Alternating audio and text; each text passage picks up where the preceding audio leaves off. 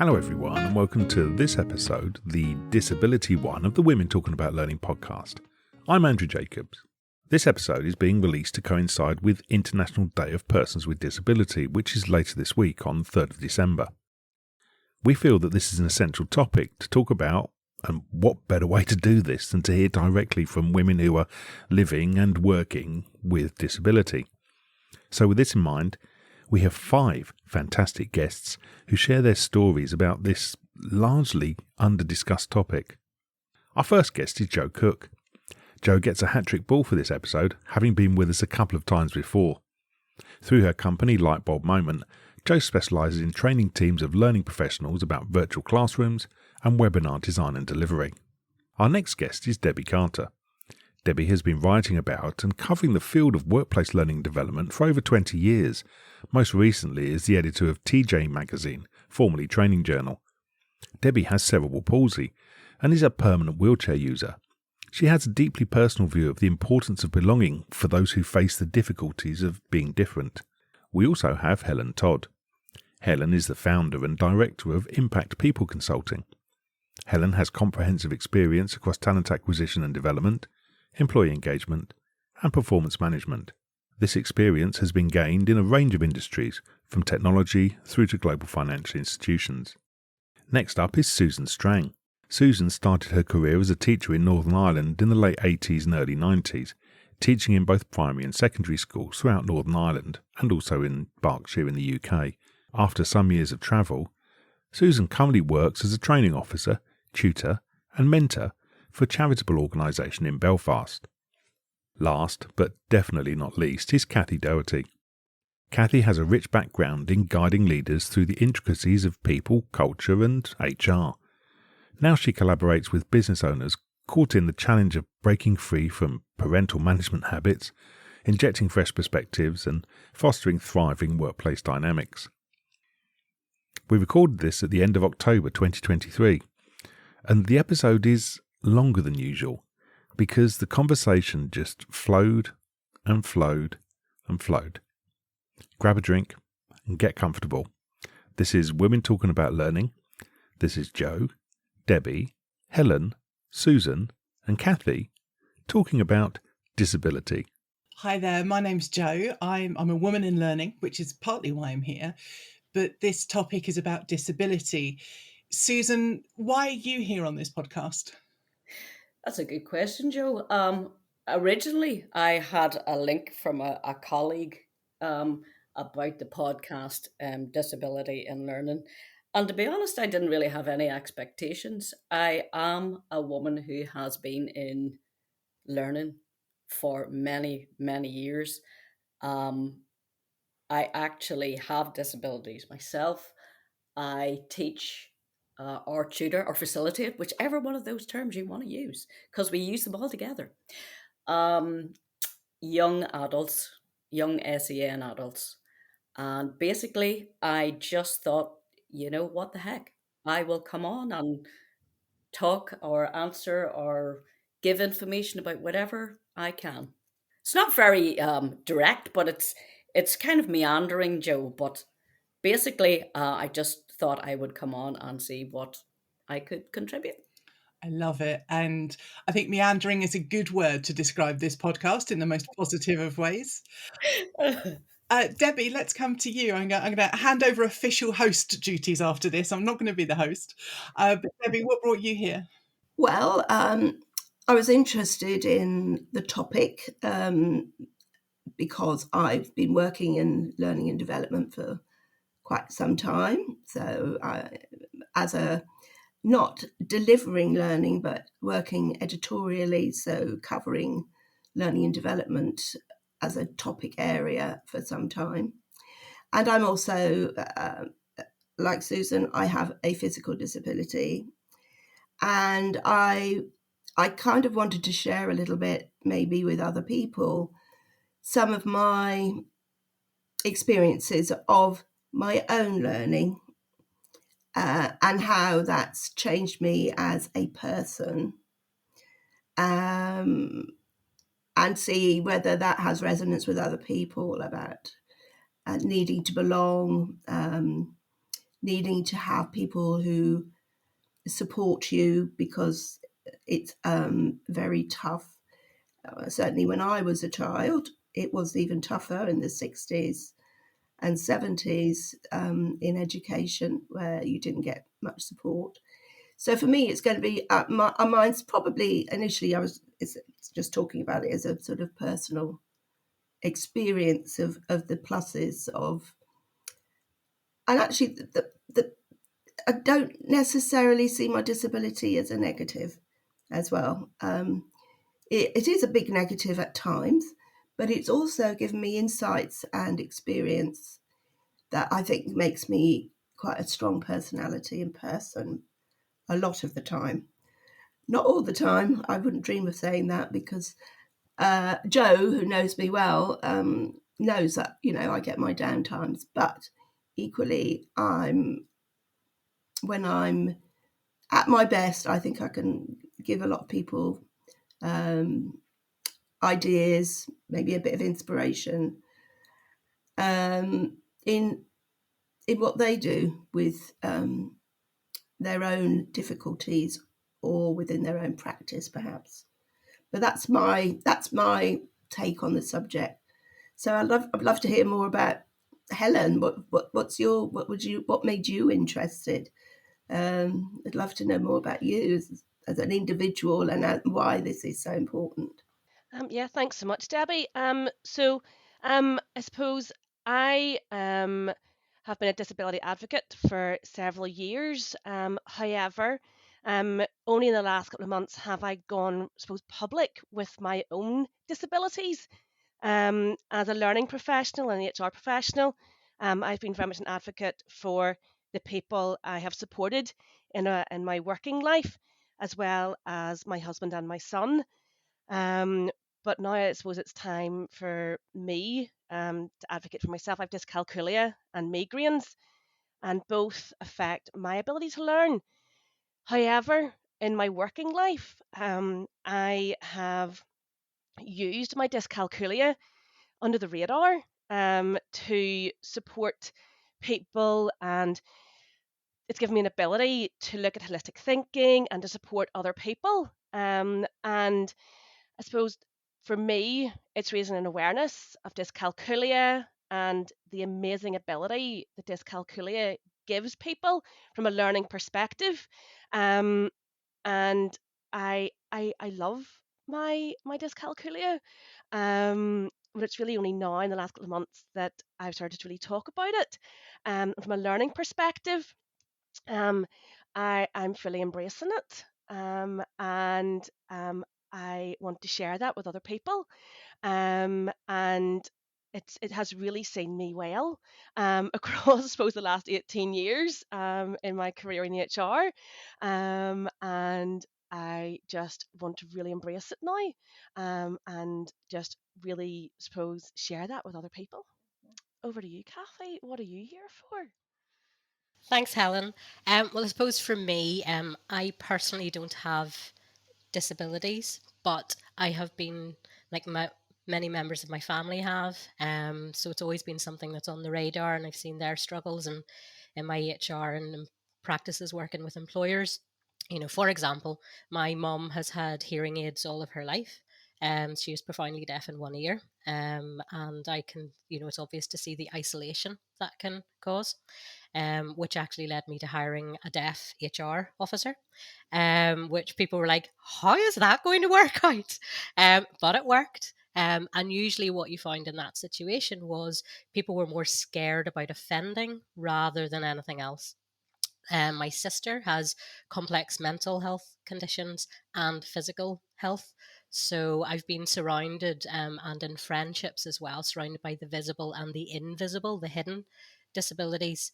And so I've always, having seen their struggles with, in terms of even from my sister, the initial of, understanding that she had dyslexia, and this was in the late 80s, to be told by the head teacher, no, she was just stupid, and just the cruelty that can come with it, which thankfully with the increase of awareness where we are now, there's still a long way to go. But I've learned, I mean, my sister's been the greatest teacher for me. In terms of, I know the pressures that, when it's addressed as, it can be seen as a superpower, that the pressure that piles on to people with especially mental health style conditions. So for me, it's part and parcel. It's so important of what I do when I'm speaking to clients and helping them understand their employees, but also to become a bit more empathetic and patient when it comes to their people and their family members, and that it's okay to talk about it. And I talk openly with my sister's permission about her various conditions, because she is very much, the more people can talk about it, the more people are aware of it, then it's all that myth dispelling. And then also friends who have physical disabilities. One story of wheeling one of them around the cobbled streets of Tallinn at about 3 o'clock in the morning while all rather inebriated. So they're all there's all the various sides of it, but I've never been apart from disabilities. They've always been a part of my life. So I see it as nearly a responsibility, a duty to help others see that it's nothing to be scared of, and to talk about it. So that's why I'm here. I loved that. The Tallinn story reminded me of many, many years ago as a student at Goldsmiths in London, with a friend pushing another person who was in a wheelchair at that time. I was able to stagger about in those days on my own 2 feet, but I was rolling around in the early hours of the morning and very drunk, and feeling absolutely on top of the world because we were out with all the other students doing exactly the same as them, and that those opportunities at that time were completely new to me, because up until going to university I'd been being protected by my parents at home and hadn't had the opportunities to go out and behave like a youngster. So that really resonated with me, Kathy, and that those experiences, I think we forget, are often missing from a lot of disabled people's lives. Those connections with friends that, as able-bodied people, we probably take more for granted because it's easy. But I think when you have a disability of some sort, it can be anything. It restricts your ability to have enjoyment on the same level as others. Whether it's somebody who suffers from terrible IBS and can't go out because, they can't eat certain things, or they need to be near a loo or whatever, down to people not going out because you probably won't be able to get into the pubs or the bars because there's a step. So, there's all those sorts of things. But I thought that I think we forget that all those barriers which stop people from being their real selves as disabled people and having the experiences that everybody else has. I think that's a really important point. And so I'm here and interested because I have what some would call a disability. I think legally, technically, it might not be, but I have something called Ehlers-Danlos syndrome, or EDS. And there's all sorts of different types. I've got hyperflexibility type. And for me, it causes pain, fatigue, brain fog. It's a connective tissue disorder. So I have IBS and various other things I won't bore you with, which affects pretty much every minute of every day of my life to varying degrees. And definitely that isolation point is really interesting, because whilst I'm able-bodied most of the time, and certainly up till the last maybe few years I've been really quite able-bodied. I used to scuba dive and rock climbing and all sorts of different things, which is awesome. But about 10 years ago, it really kind of exploded and has got much worse. But what I have, so on the isolation point, I went to a party last week and I kind of didn't want to go in the first place, kind of had to find a car park that was close by. Even down to what I wore, because I need to wear comfortable shoes, makes a difference. It's like, what comfortable shoes go with that dress and things like that. And then I left at 9 o'clock because I was tired and I had a headache and my muscles were hurting by then. And, that's not me. I was, I'm the last of the party, that's me. That's the Jo Cook everyone knows, is 3 a.m. saying, please go home. And I think what's really important is finding your tribe. So in my local area, there's a Facebook group for people with chronic pain of all different types and disabilities. And it's just nice to have friends that get it, that you can just send a message to and go, I'm having a bad day. And they don't say, oh, have you tried yoga? And something like that. So, Yeah, absolutely. Yeah. Yeah. I think, yeah, I'm the same with my migraines. I have to mhm. pace myself. I have to eat throughout the day. I have to make sure I sleep at night. However, I'm up with my son with the type 1 diabetes. I'm checking his glucose level, so I haven't actually had a proper night's sleep since 2017, since caring for my husband. Because we used to share responsibilities, so I don't get proper sleep. So I have to make sure I pace myself during the day. I have exercise-induced migraines, so I have to make sure I balance my exercise with I have to exercise, but I also have to make sure I don't exercise too much. So, and it's making sure that I don't, park too far away from somewhere just in case I can't make it back to the car because I get pain. I get the severe headaches. But it's not just a headache, it is the full body experience, and that is the thing. So if I'm out on a Monday, I know that I might not necessarily go out on a Tuesday. I have to wait until a Wednesday. If I'm out on a morning, I can't do something in the evening. It is that restrictive nature of, you know, having to constantly pace yourself. And I don't like the fact I have to live my life according to my migraines, but I have to if I want to actually have any sort of life and be able to leave the house and be the Helen that I know I am. So yeah, and that's the thing. If I want to go to an event and I want to learn something at that event, I have to make sure that I go to bed really early. I have to have something to eat before I go to bed. I have to drink gallon loads of water so that I am ready for the next day and I can actually be present that next day. So yeah, it's all about planning ahead and making sure that you don't get any curveballs. Yeah, I was gonna ask, do you all think that the move to a more hybrid working environment, so there's not the expectation that, you will be physically on site with people all the time, do you think that has actually helped in terms of being able to deliver, or has it added to a sense of isolation? That's a really interesting point, Kathy, actually, because as I said, I have been training, tutoring, teaching, whatever term you want to put on it, for a long time. But the last year and a half, I have been working on a government program, particularly for young adults with learning difficulties. And that means being there, present every day. It's very demanding.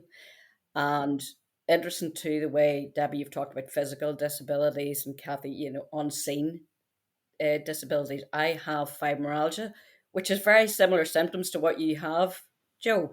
It's not a severe fibromyalgia. I know people who are much more severe, but I have found over the course of this year that hybrid working would have really benefited me. But because of the nature of the work, I couldn't actually do that. Um, so and I think there's it is a good thing, I think, because you can manage your, if you have migraines, or if you're having a bad day, Debbie, and you talked about a bad day earlier on. I have bad days, but I still to this day find myself pushing through that, and everything's fine. It's great when it's not, and you have to do that. So it would be good to have that option of a you know being able to work from home. And to that end, I've actually changed back to my previous role, or about to, because I can't do every single day on my feet in a very high demanding role. So I think it's really interesting too. And other points, Kathy, that you had brought up about being around disability. I think a lot of people have been around disability without even knowing it. I mean, growing up, for definite, my grandmother, my mother had mental health problems. I've had mental health problems. My son is dyslexic. My nephew's Asperger's. Um, I think there's a much wider conversation now about the variety, the depth of disabilities, seen and unseen, and combined. Because of all the young people that I work with at the minute, there's just a myriad of complexities. No, I think the problem with a lot of education and a lot of traditional stuff is it's set for conformity for a very generalized population and group of people. It doesn't Absolutely. reflect diversity on any scale, on Mm, any protected characteristics, other characteristics. So I it's agree. very much that difficulty that I think we're kind of in a transitional period where you've got the recognition without the resources and without the services, and then that makes it, even thinking from the employer perspective, you then have people coming into the workplace who haven't had support in the past, have had that friction, and then the employers kind of go, what do I do? How do I cope with Yep, this? yep. And it's trying to demystify, but also them recognizing within their own family group, within their own contacts, that they haven't been isolated from this. It's just maybe they haven't been as aware of it. Talking about working in isolation, I mean, I've worked nearly 15 years. I've been working remotely, and it's interesting actually reflecting on people's perception of you. I spoke to so many experts, well-known figures in our industry, as the editor of Training Journal, TJ. And I recall going to an exhibition many years ago and going up to a guy, unfortunately he's no longer with us, called Eric Parslow, who was very well known in the field of coaching. And I'd been getting commissioning stuff from him for some time. And I went up to him and said, "Hello, Eric, it's Debbie Carter." And he looked absolutely shocked. And he said to me, "Debbie, what has happened to you?" Because I was in a wheelchair. I said, "Well, actually, nothing's happened to me, Eric. I'm always in a wheelchair. I have cerebral palsy. And so I have to use a wheelchair to get about."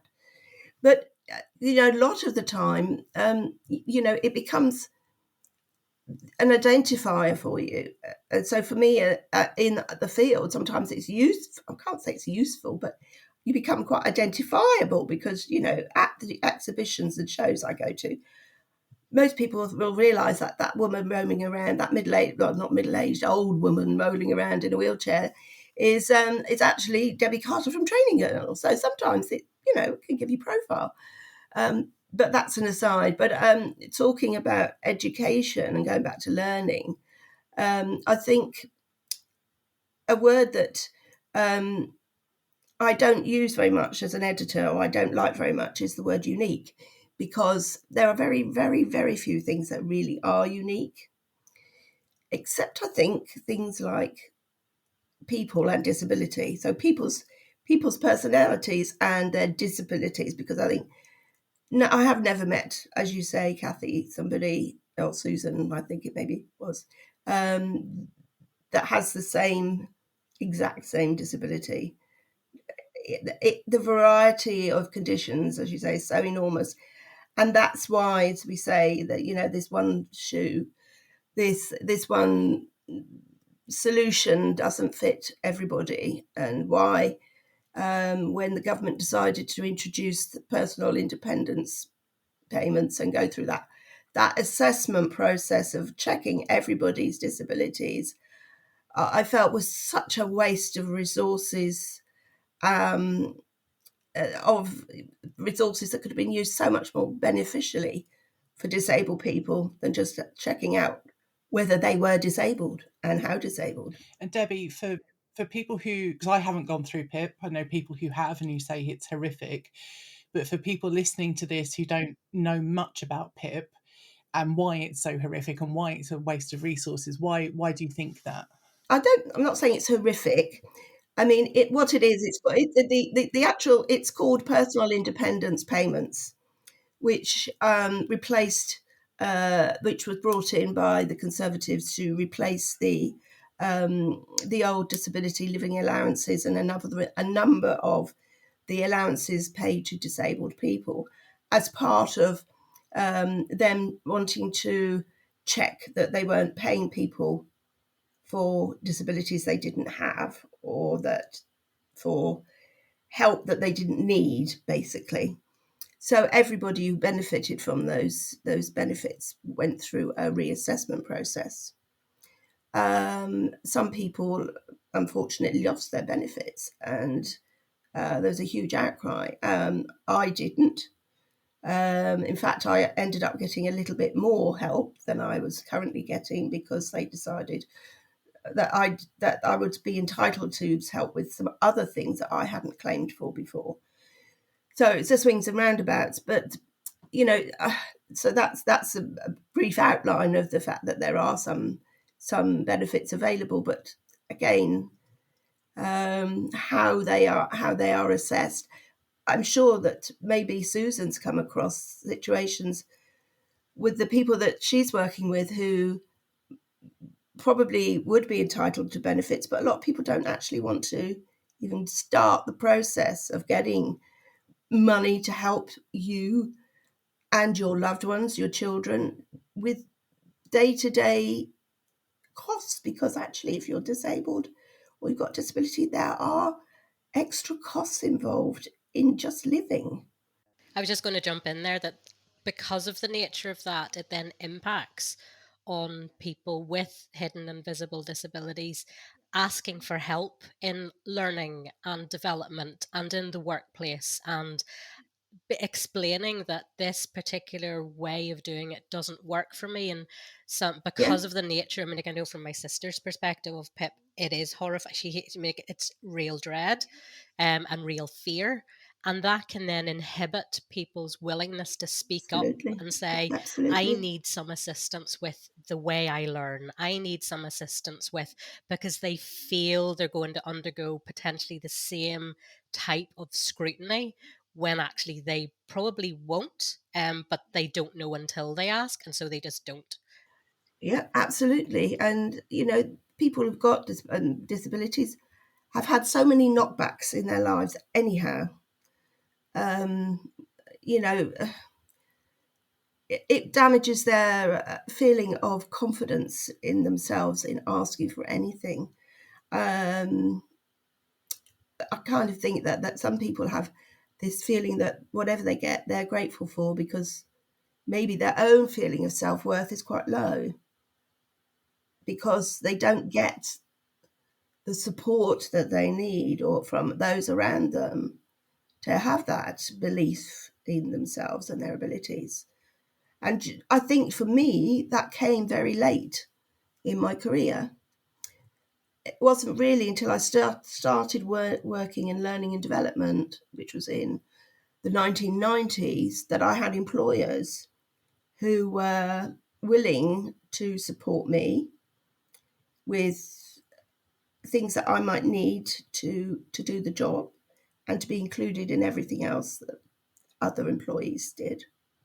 But before that, I was very much outside on my own, and people I never really felt I belonged until I was in an environment where and I think that was because it was a learning HRE type organisation I was working for. I may not have had that. I may never have had the achievements that I've had now if I hadn't had people who were well informed and understanding of the needs for inclusion and equity. And they gave me a sense of belonging, which I think is, for me, the most important thing you need. Yeah, I think with dyscalculia, because it's so unknown and it's so difficult to explain exactly what dyscalculia is. I very much felt like a square peg in a round hole for a lot of my career, and trying to explain to an employer what dyscalculia is very difficult. So for most of my career, I just went with it. I didn't get support at school, through university. I just went with it, learned my own techniques for how to learn. So, I was very much a round peg or a square peg in a round hole for most of my career. And I suppose I then, didn't really find my tribe. I found it very difficult. And I then just put all my energies into helping other people then to feel, you know, that they were supported, and went out of my way to help people feel supported, with reasonable adjustments and to learning about what we could do to help. So I think that was really important for me, because I hadn't felt that, people learned enough about what my situation was. So I just kept very quiet about it, and just learned to deal with it myself. And I think that is, and I feel quite embarrassed about it actually. Why didn't I shout about myself? Why didn't I say, hang on a second, I need help? And this is what I've got. So I think it is, you just kind of get on with it, and just channel it into other things. So yeah, but I think it's important, I think, though, that people do start to say, well, do you know what? Yeah, here's an invisible disability. Let's start talking about it. Let's figure out how we can help people to talk about it. And I think that's, it is really important with things like dyscalculia that's not really recognised, and people don't really know about, and you can't say it, until you start to notice it in things. I've been lucky because, Debbie, you were saying there about, I've come across that a lot of the young people that come onto this program are already on a some kind of benefit for disability. But I think they're, and they're very supported in that environment. I think it's when they want to progress or go on to somewhere else, that's when it breaks down, because they don't have that same support. So that's that point. Another point, just to pick up, Helen, what you said there, I have felt that, I'm in an organization who actually works specifically with people who have either a health condition or disability or combined. And that's a wide spectrum, as I've said before.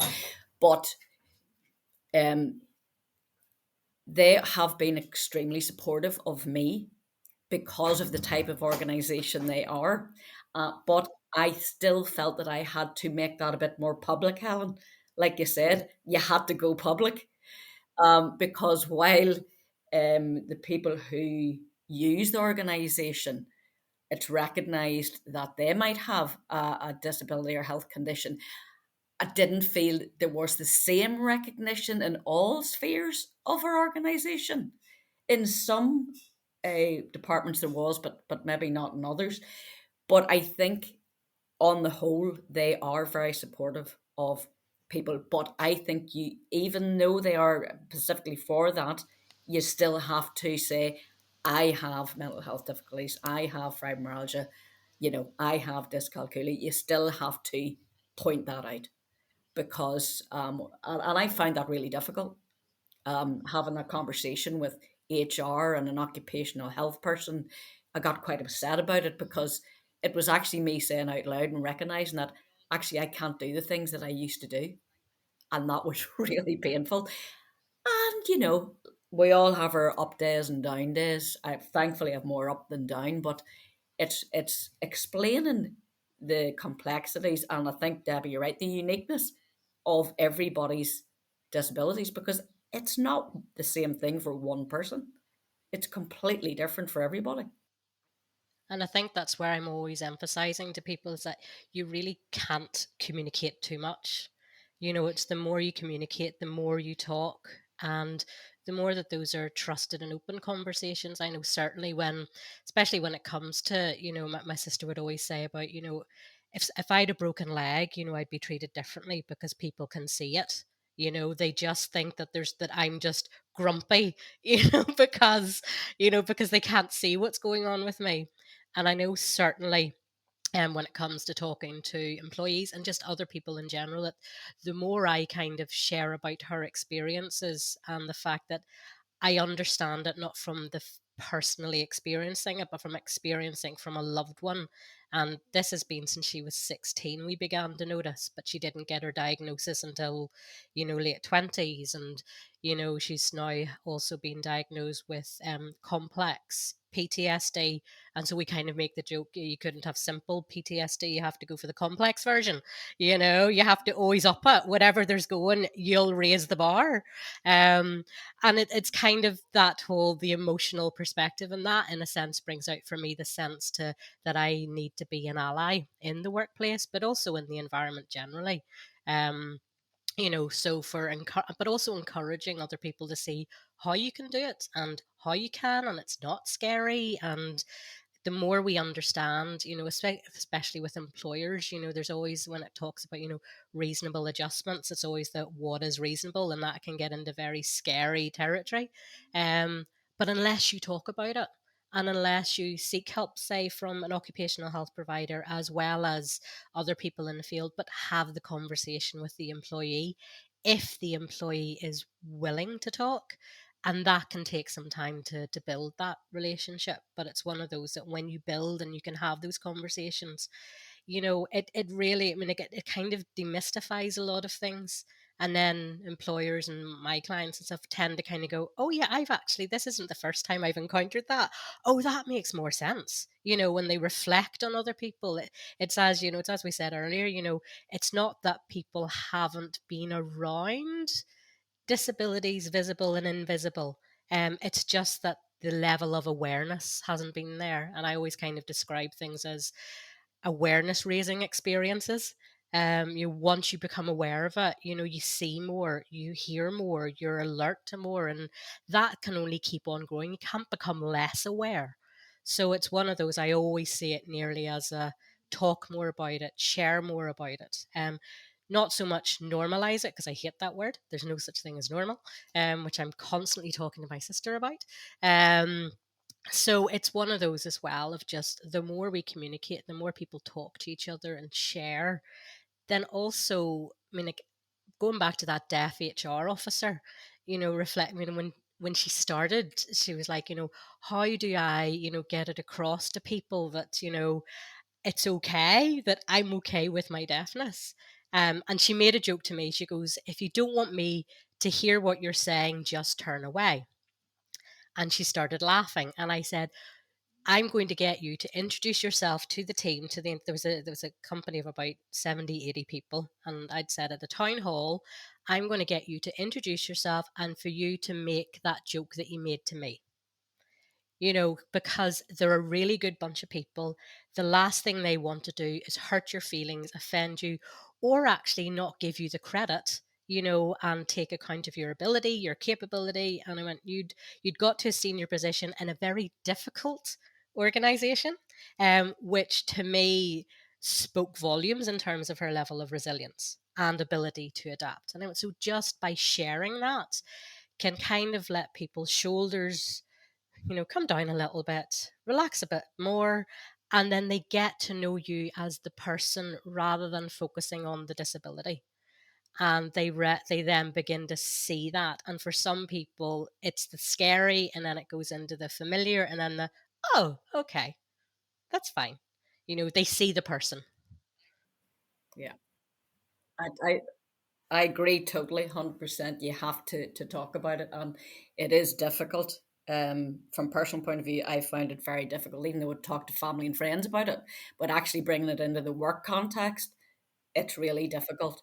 But as I say, I was met with very supportive people, and our HR person was like, "We're here to help you," you know, and that you I don't think, I'm generalizing widely, but I don't think you get that everywhere. Um, but although it is difficult, it is so worthwhile talking about everything, because you're right. Nobody can know about it unless you do, unless you share. And then, you know, and I hate the word normalized too, by the way. There's just nothing, there's no such thing as normal. So yeah, I think talk more, explain things, you know, people become more familiar, more aware. I think this is important because um, I think there's an awareness and familiarity, but also there's an understanding point. And I know from my personal perspective with my friends that there's awareness of what I have said about I have this condition, it means that XYZ. but then really understanding it or being able to empathize with it is an entirely different thing. So I remember a friend of mine who, when this kind of got really, my condition got really bad, and suddenly I was leaving parties at midnight rather than 3 a.m, and I wasn't quite the life and soul of the party I used to be, and all of those other things. And she was a bit mean, and she kind of saying, "Come on, why aren't you here? And just have a cup of coffee," and all of these different things. And it was only when she became ill with something else, which affected her, and then she was tired and all these other different things, and her mobility was impacted temporarily, that she suddenly went, "Oh, I kind of get it now." And then she stopped having a go at me at parties. And it was really good that she understood. But the trouble was, she hadn't gone from, here's my explanation, and here's you seeing me. You see I am different. I'm presenting as different. I'm now not, going around the party and bouncing on the trampoline drunk, which I probably shouldn't have done. I'm now sitting on the sofa in the living room most of the party. I'm still fun. I'm still having great conversations, but it's different. And I think that's something that's really hard. And it's also really hard, especially when you put it that in that employment context, as Susan said, because it's so personal. And I think in the US, if I understand it correctly, they can't even ask, do you have a disability? And certainly you don't have to disclose anything. And in a certain way, I can understand that, because it's non-discriminatory and so on. But also there's that flip side of, well, if I don't tell you what I need and why, how can you cater for it? But also it's really difficult, like with IBS. I mean, that's a very personal thing, IBS, depending on how it affects you. And that can be really challenging to have that open conversation and say, whatever your disability is, whatever your needs are, this is something very personal about me that I'm sharing with maybe my manager, maybe Oc Health, and maybe with my manager that I actually don't like or I don't get on with. I remember telling a manager that was bullying me years ago that I needed time off for, because I had some depression and I needed to get some CBT. And I had to tell that manager I needed time off from work for my CBT appointments. And he was bullying me. And that was a horrible situation to be in. Now, to be fair to him, he supported me. He got it cleared up. It was absolutely fine. On that point, he was really good. He still bullied me on other stuff. But, so it's a very hard context to be in from a work perspective, I think. I think it's just building up that trust. And I suppose as HR professionals, it's building up that trust. And that's what I've always found is, having that psychological safe place, to be able to have those conversations. And it takes a lot. People are having to tell you things that they maybe haven't told their family. And it's having that ability to allow people to trust you and know that you're only going to do things that's in their best interest. But it takes a lot of time and it takes a lot of effort and it takes a lot for someone to put that trust in you. And I think if you are somebody with any kind of disability, mental health issue, any kind of non-normal, in huge air quotes, challenge, I think that disclosing that can be helpful. I had a person attending my training recently, and I do ask, is there anything you need help with, which could be anything from I've got dogs in the background or kids at home through to whatever other needs it might be. And she said she had dyslexia that caused a problem with brain fog and stuff like that, and processing audio. And so I just kind of emailed her and went, okay, I understand I've got this, which causes brain fog, and I sometimes forget my words and da da da da da. And she was just like, thank you for sharing. And whilst I don't have the same problem as her, I could empathise to it, and I could make suggestions on how I could help her that were received, and things went really well. So I think that part of that sharing and that openness and being vulnerable, which is something I've been learning over the last few years, has been really positive for me and other people in not dissimilar situations, and other people to understand. So I agree with you, Helen. Yeah. I think one of the things I think as disabled people, we have those of us who have good understanding and understand the world that we live in and whatever, we have a duty in many ways to inform people around us about best practice behaviour. So many people just really don't know how to respond to somebody. They don't know how to. For a simple example, one of the things people often come up to me and say, "Can I help you?" And most of the time, I don't actually need help. But I very rarely turn them away. I will find something that they can do to help me, simply because that may be the first time that they've ever gone forward to somebody who they see as being different in some way and have plucked up courage to say, can you help? Can I help you? If I turned around and said, no, I can do fine, thank you. I'm a very independent person. I don't need any help from anyone. That person will probably go away and never ask anybody again who looks like they're in difficulty. You have to have that openness, but you also have to develop an enormously thick skin, because I mean, that some of the experiences, if you are a visibly disabled person, can be extremely painful. A common, most people don't believe it, but Jo will probably attest to this because I think she's been with me. When I go to London, I quite often take taxis to get from A to B, which is fine most of the time. But I would say half of taxis won't pick me up because they don't want to get out of their seat to actually get the ramp out and help me in. Now, that is, you can report the taxi drivers for doing that. You just have to get their number on the back of their vehicle and report them to the London Taxi Drivers Association. Mm. But most of us wouldn't do that. But it's that feeling of rejection. And actually, it can be quite physical. They'll slam I've even gone to lengths where I hide in a doorway while people like Jo John did it. Do you remember when we were out with John that time? Go and flag a taxi down.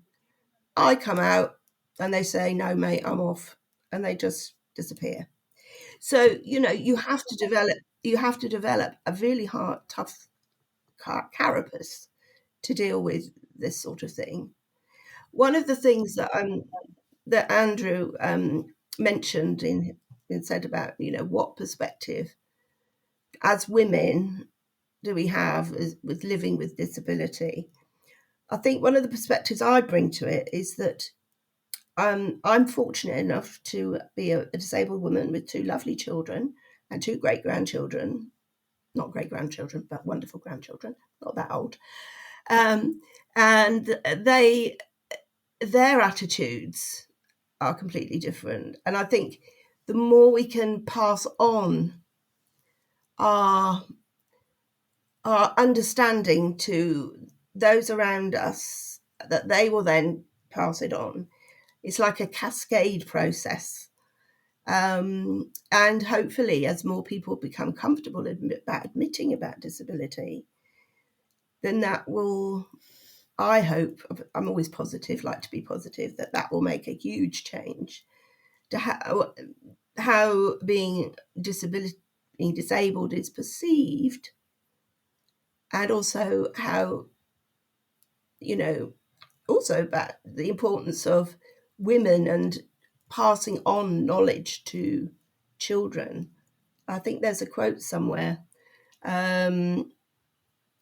about teaching, and they say that that mothers tend to imbue attitudes more strongly than fathers, simply because they probably spend more time with their children, and that women tend to be greater influences on behaviour through their children and future generations than maybe fathers are. Now, that's probably rather controversial, and I'm not saying it holds true nowadays. It probably did, but I think that we have to model the best behaviours we can and pass those on. So if that was for me, that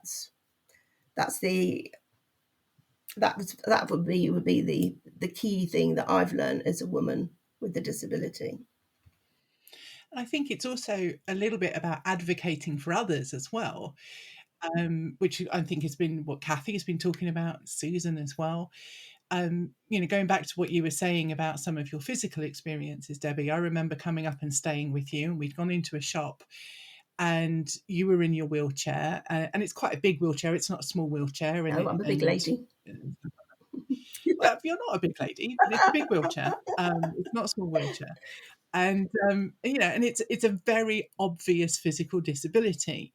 And I remember going up to the counter and the lady saying something about you in the third person. And I can't remember what it was, but it was probably something like, oh, is your friend having a good day? Are you looking after your friend? One of those kind of comments about the disabled person. And at the time I was actually working for you on Training Journal. And so whatever the comment was, and my response was, well, actually, she's my editor. And I remember Debbie, when we got outside, just saying thank you, because it humanized Debbie. And also it was a little bit of, yeah, she's in a wheelchair. Yeah, it's physically obvious, but you actually don't know what's wrong with her. She's not sitting there looking vacant and dribbling. Well, I mean, Well, she I is a do bit today, sometimes. but some of those kind of things are really important. And I think going back to the non-visible part, so I've got a non-visible kind of disability, and it might be visible if you see me trying to get up a set of steps, or if I've been sitting down too long and I'm hobbling along.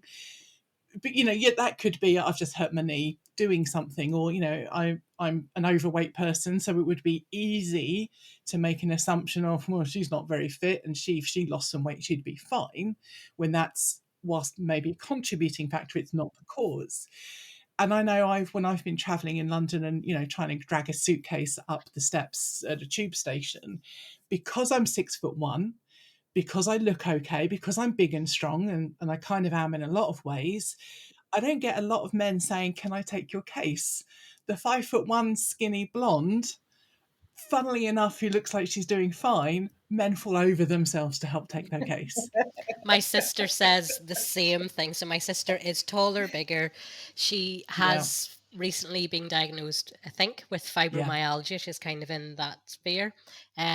But all the time, it's a case of she doesn't get the offers for assistance when actually she could do with it more than me. I would be more kind of bloody minded to say, no, I'm fine, because I kind of go, no, go and help somebody else. I can do this. Unless I know it's just going to wreck me. But my sister, that's one of the things, that she's always the overlooked, the kind of, well, she's big enough, she's strong enough, sure, she can lug it around, she can do that, she doesn't need any help. And I think, that really impacts as well.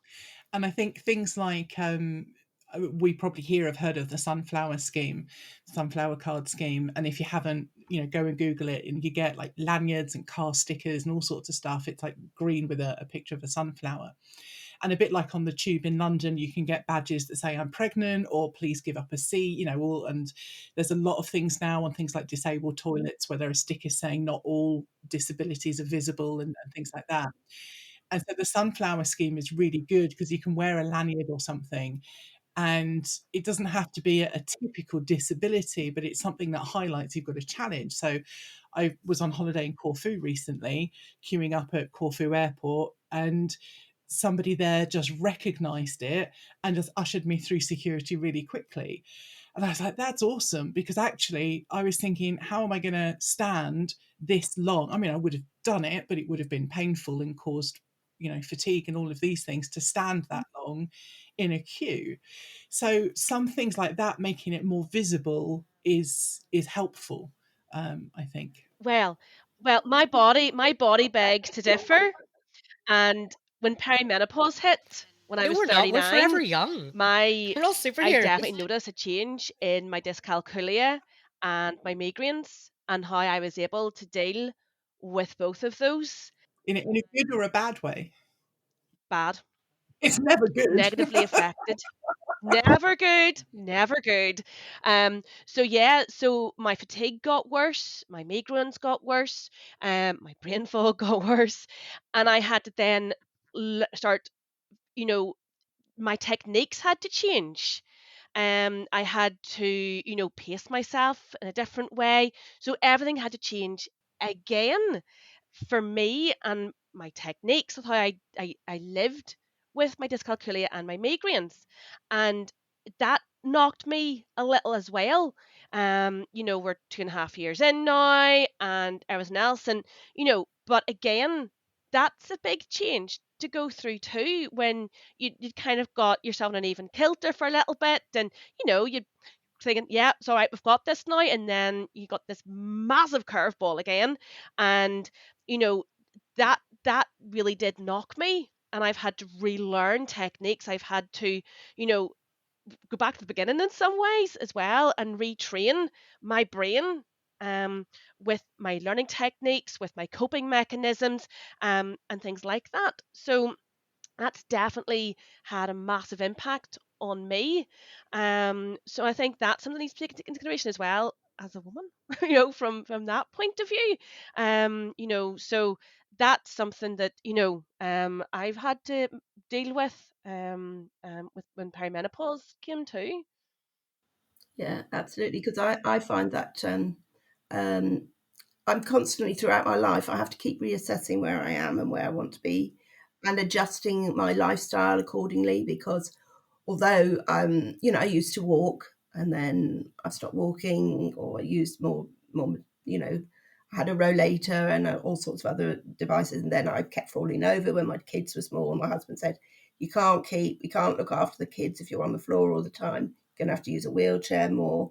So I started to use a wheelchair more. And it's constantly having to reevaluate where you are and what you want to do and changing everything around you. So you have to be open to change, not only external change, but actually changing your inner attitude to your life around you, and accepting that there will come a time where maybe you do things now, but you might not even be able to do, that just like anybody else growing older, you won't be able to do things later. And you probably have to do that more than the average person. So it's about accepting change and accepting that you will have to maybe give up some things, and actually being good with that and looking for things that, okay, you drop that, but maybe you pick up Yep, something else. definitely.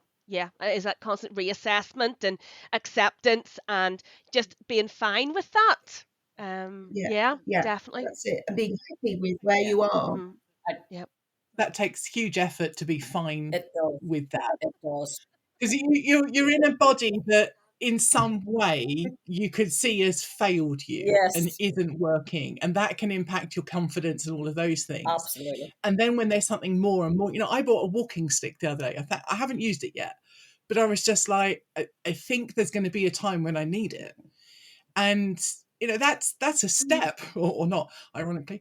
That's a step you have to take sometimes, and that's hard. It is hard.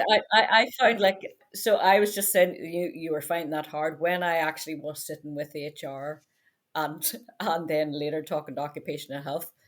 I sat and cried because it was that admittance of I just can't do the things that I want to do.